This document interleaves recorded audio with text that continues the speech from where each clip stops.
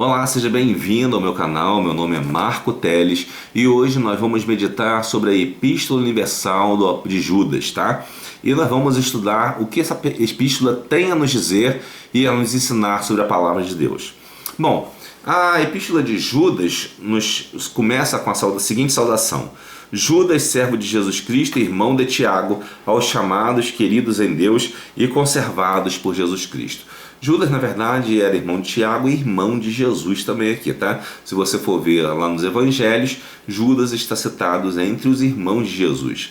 Não tinha só esse Judas, tinha também o Judas, que era também apóstolo, e o próprio Judas Iscariotes, né? Tinham dois Judas, inclusive, entre os apóstolos, né? Então é interessante a gente fazer essa distinção e saber aqui que é o irmão de Tiago, que também é irmão de Jesus, e que escreveu a epístola de Tiago. Ele continua fazendo a saudação dizendo: a misericórdia, a paz e o amor vos sejam multiplicados. Ou seja, quando nós saudamos os irmãos, devemos sempre abençoá-los, porque é a melhor coisa que podemos fazer para poder nos encontrar com o irmão e ser não só bem recebido, mas como também trazer uma palavra de exortação vinda de Deus.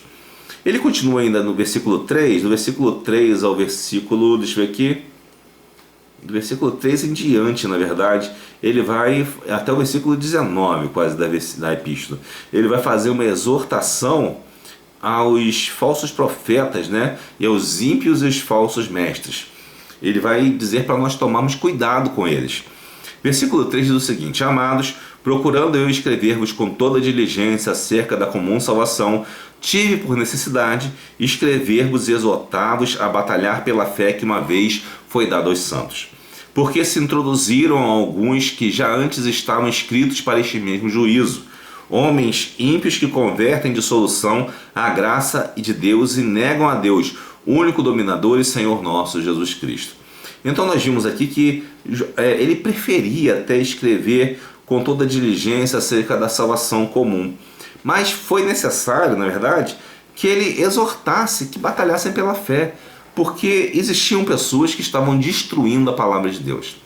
Atualmente nós vemos pessoas cada vez mais se afastando da vontade de Deus, da palavra de Deus e criando histórias, criando espetáculos para que as pessoas sigam, procurem bênçãos, façam isso, gastem dinheiro com ingresso, paguem para fazer um show, ou sei lá, façam curas e libertação, né? Que na verdade ninguém liberta se está pedindo dinheiro, né? Como é que essa pessoa vai fazer libertação se o alvo dela é só ganhar dinheiro? Não faz, porque quem liberta é Jesus, e Jesus está longe daquilo ali, porque aquelas pessoas não estão olhando para a salvação daquelas almas.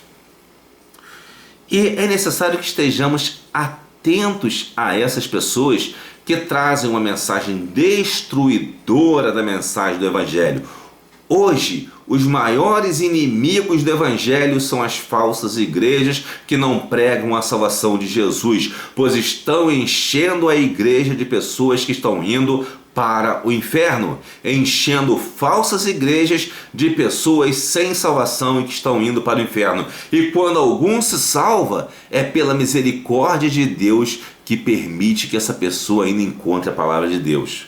Então devemos tomar muito cuidado, porque falsos mestres já estavam no tempo de Judas e estão até hoje. E hoje eles estão proliferando cada vez mais, porque caminha o mundo para a grande apostasia. E a grande apostasia virá da igreja. O mundo não se apostata, porque o mundo já está fora de Jesus. Quem se apostata é a igreja. Então esteja atento para a grande apostasia que vem com essas falsas igrejas, que são usadas para fazer com que as verdadeiras igrejas venham a ser perseguidas pelos mundanos. Mas quero lembrar-vos, continua Judas, como quem já uma vez soube isto, que havendo o Senhor salvo um povo, tirando da terra do Egito, destruiu depois os que não creram. E os anjos que não guardaram seu principado, mas deixaram a sua própria habitação, reservou na escuridão e em prisões eternas até o juízo daquele grande dia. Assim como Sodoma e Gomorra, as cidades circunvizinhas, que havendo se corrompido como aqueles e ido após outra carne, foram postas, por exemplo, sofrendo a pena do fogo eterno. E contudo também estes, semelhantemente adormecidos, contaminam a sua carne, rejeitam a dominação e vituperam as autoridades. Veja bem o que está dizendo aqui. Ele está comparando os falsos mestres que afastam você da palavra de Deus, que fazem com que você procure apenas bênçãos e não conhecimento da palavra, está comparando eles a Sodoma e Gomorra, aos apóstatas no tempo da saída do Egito, do exílio do Egito. E está comparando aos anjos caídos, aos demônios. Essas pessoas que levam você a se afastar da palavra de Deus, a deixar a graça de Deus para procurar apenas bênçãos, são comparadas por Judas a demônios. Você está seguindo demônios ou seguindo a Deus? A quem você está seguindo? Preste atenção em que você está seguindo.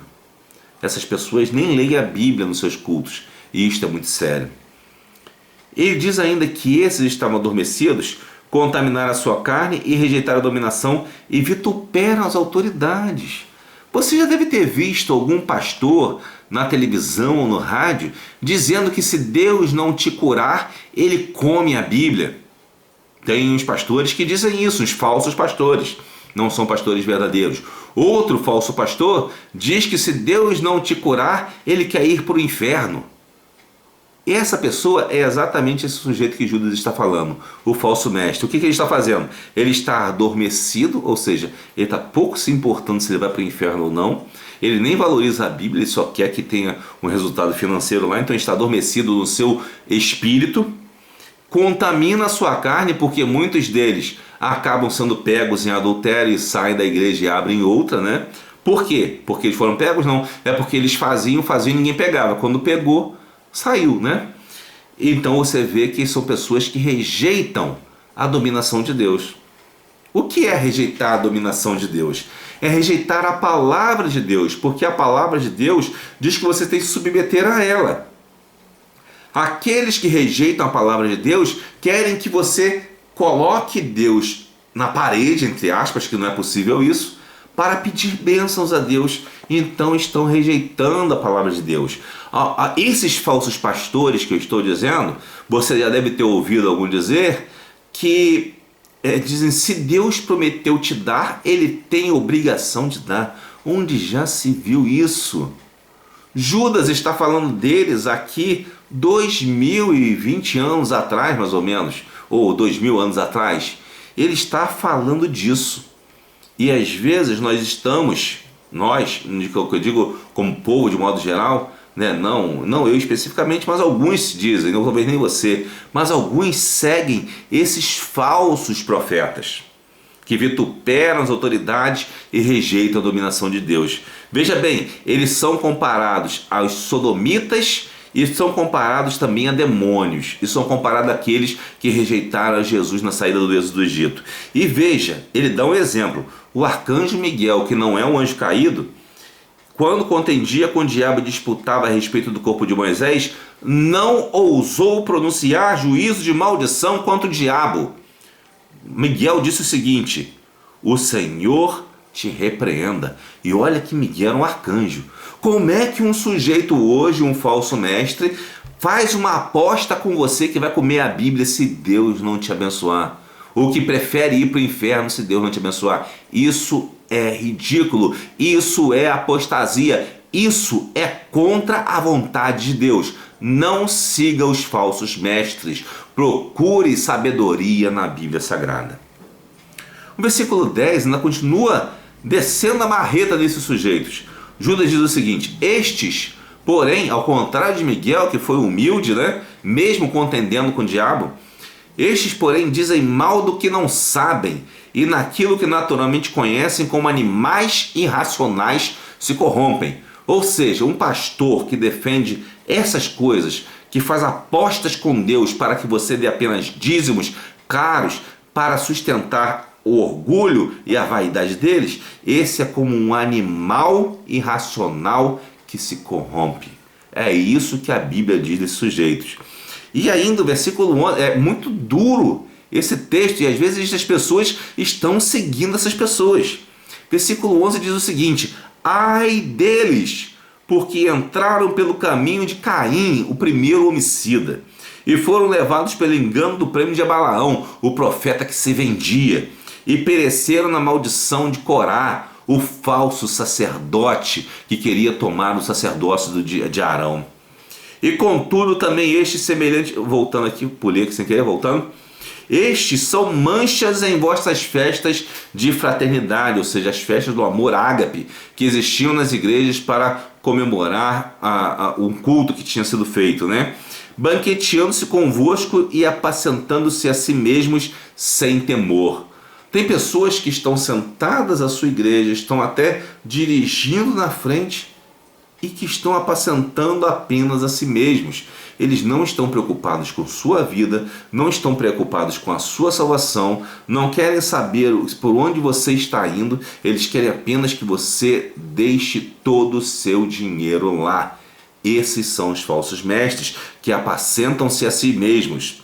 Eles são ainda nuvens sem água, ou seja, nuvens que não produzem nenhum tipo de fertilidade na terra, levadas pelos ventos de uma para outra parte. São como árvores murchas e infrutíferas, 2 vezes mortas, desarraigadas, ondas impetuosas do mar que apenas destroem as coisas, que escumam as suas mesmas abominações, estrelas errantes para as quais está eternamente reservada a negrura das trevas. Ou seja, esse pastor que te fornece, ou melhor, te oferece bênçãos e que diz que prefere ir para o inferno, é para onde ele vai mesmo. A Bíblia diz que para eles está reservada a negrura das trevas. Não siga esse sujeito, porque senão você vai para lá também. Tá? Isso é muito sério. Eu estou sendo duro porque isso é sério.